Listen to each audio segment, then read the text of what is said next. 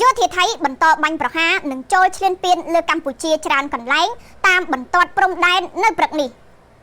នៅព្រឹកថ្ងៃនេះក្រសួងការពារជាតិកម្ពុជាបានបញ្ជាក់ថា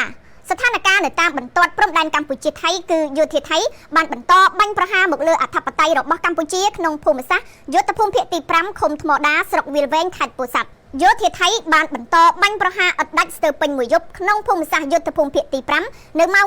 4:58 នាទីដល់ម៉ោង 5:25 នាទីយោធាថៃបានប្រើដ្រូនខ្នាតធំហោះស៊ើបការចូលដល់ភូមិសាស្ត្រភ្នំត្រងោលបន្ទាប់មកយោធាថៃបានបាញ់ផ្សែងពុលចូលទៅក្នុងតំបន់នោះ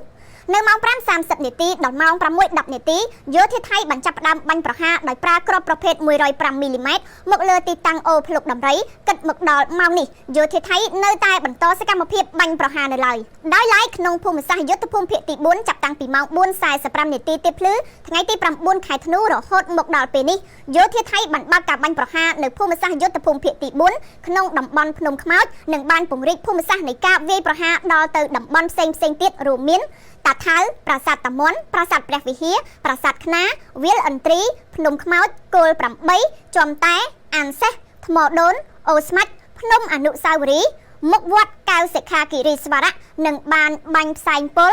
ចូលទៅក្នុងតំបន់ប្រាសាទតាក្របី